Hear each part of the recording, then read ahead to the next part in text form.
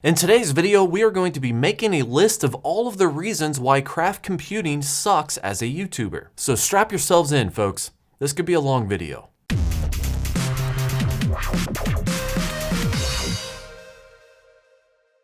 What's up, YouTube? Jason here with Jason Bytes back, episode number 36. I have no idea how to say 6 in Spanish, and I totally didn't look it up, and I left my phone in my computer room. It's not even here. Hey Siri, how do you say 36 in Spanish? It's nowhere. No idea how to say it. If you guys didn't catch on last month, I did play a minor practical joke on craft computing by accusing him of suing me for using his likeness or an image that he posted on Twitter of him drinking Bud Light Orange on a shirt. So totally a joke. Thank you, everybody, for giving him crap about it. I appreciate it. Craft computing deserves all of the crap, just all the time. Just send it to his post office, actually. If you have his post office box, send him.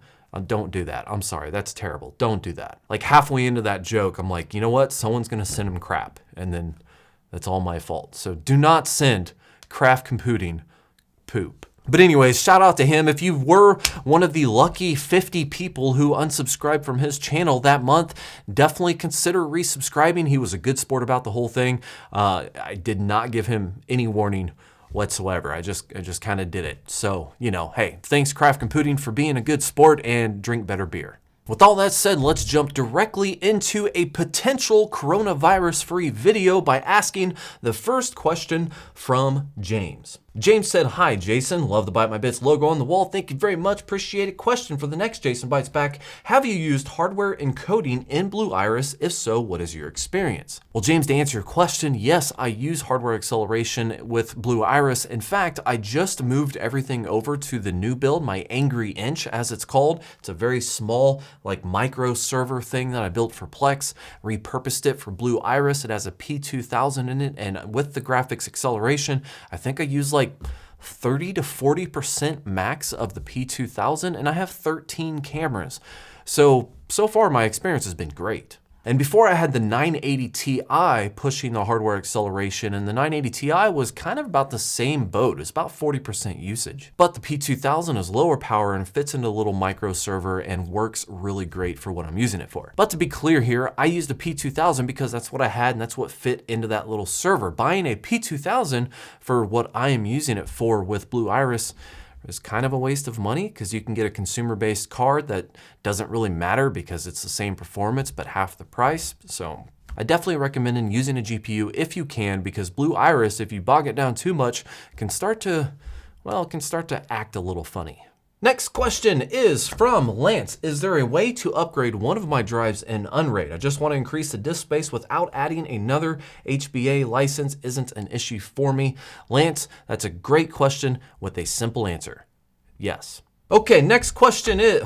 Just kidding. Anyways, to answer your question, yes. All you have to do is just rip that hard drive out of your Unrated, put in the new hard drive, stop your array, or stop your array before ripping out your hard drive, and then replace said hard drive in the hard drive list on your main array screen. Unrated will proceed to use the parity disk that hopefully you had before, because I didn't mention that, and rebuild your Unrated array. But keep in mind here though, with the way Unrated works, you have to have the parity drive the largest drive in your array, either equal or bigger than every hard drive that you have. So if you have a 10 terabyte parity drive and a bunch of 8 terabyte hard drives in your array, then you can use up to 10 terabyte hard drives in your array. So if you take one of those 8s out, you replace it with the 10, you will gain a total of 2 terabytes, because that's the difference. However, if you take the 8 terabytes out and swap it with something like a 12 terabyte drive, you're only going to see 2 terabytes up to the maximum capacity of your parity drives. 10 terabytes. So you can upgrade all your hard drives all you want to up until the size of your parity drive. Past that,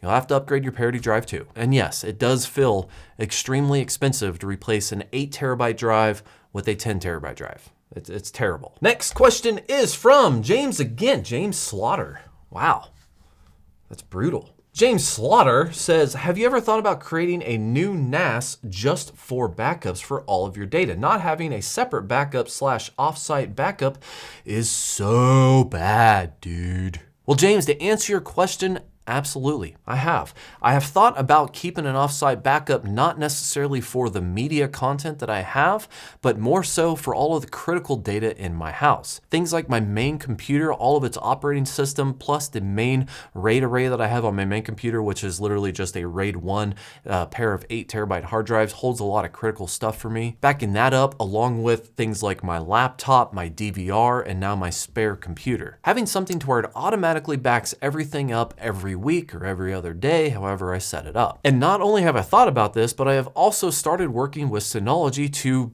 do exactly what I just said. They sent me a box with a bunch of hard drives, and I have just set up all kinds of backups for my entire house, and it feels just oh so great. And I did all of this for one single main reason that Unrated kind of falls behind on, that the Synology NAS is able to do for me, that Unrated just literally has no way of doing. So look for that video coming up at some point, probably next week. I'm working on it this weekend. Next video is from MacTap. What are your thoughts on the WD drives, 2 to 6 terabytes being shingle magnetic recording drives? Do you think you have any?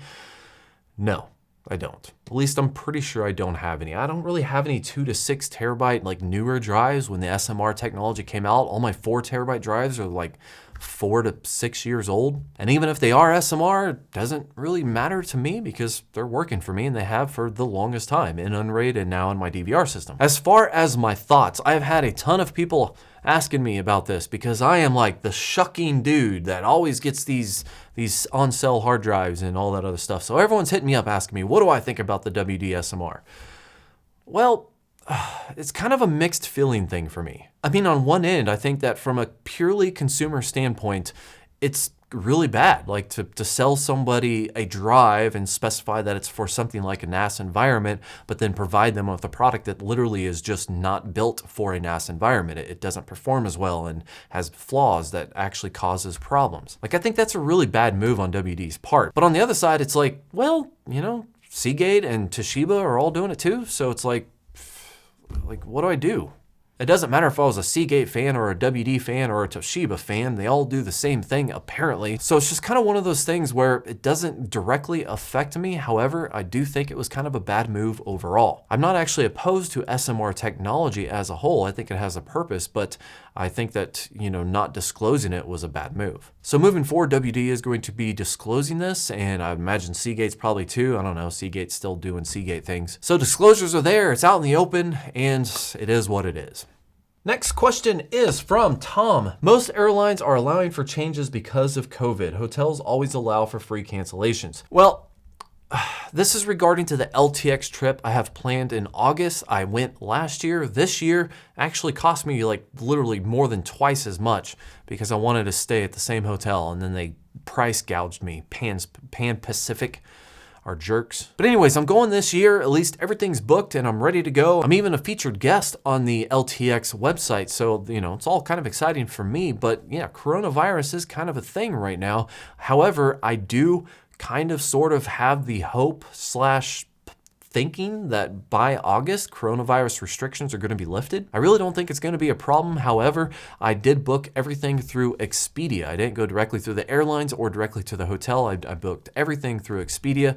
So unless you buy their insurance, they don't allow you to cancel it. However, with the whole coronavirus thing coming about, they have been offering free cancellations. But when it comes to trips in August, it just really depends on how it looks when it comes to that time. So they sent me an email. They said they're keeping an eye on the situation. They offered me like a free rebate for like another trip rather than an actual cancellation if I did it before April 30th. But to me, that's kind of like a trap. That's like, hey, guarantee your money with us, or if it is actually a thing, we'll give you your money back later. So at the moment, I don't think it's going to be a thing. I will monitor the situation, and hopefully Expedia will allow me to cancel everything if it does become an issue. But I really don't think it will. Next question is from KCA. On cache drives, would there be any advantages / disadvantages to using a RAID 0 of 4 1 terabyte 7200 RPM drives instead of using an SSD for heavy use cache disk? My existing cache is an SSD and is well past the suggested maximum write, so looking to avoid SSD burnouts in the future. And yes, no essential data would be kept on the RAID 0 for obvious reasons.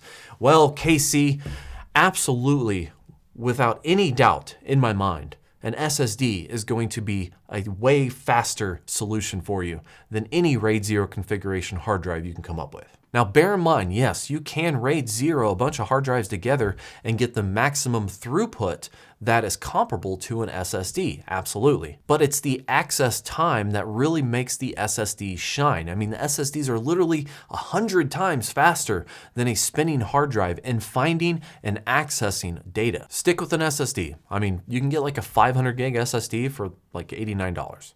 I mean, I know you're looking at like 4 terabytes, but do you really need 4 terabytes of cache? I know, needs a really strong word. I'm sorry for using it. Next question is from Custom Computing. I actually can't watch your server videos now knowing you don't have gigabyte internet to direct stream as many videos as possible. I'm sorry, it's just a waste of power. Send me your server. I will put it to good use. You're right. I don't have gigabit. I don't know what you have is big. Why don't I have gigabit speed? Oh, this is crooked. You know what, Custom Computing? You said gigabyte instead of gigabit, so you're wrong, okay? No one has gigabyte internets. It's gigabit. And I don't have gigabit either. Well, I have gigabit down, but just not gigabit. How dare you rub that in my face? Still, you made an error. Next question is from Phil K. Thanks for the video. I have a question. I have my main movies and videos on my Synology NAS for Plex. Can you let me know how to add a second additional server to Plex? I have my photos on a Seagate server. Wow. 1, Seagate.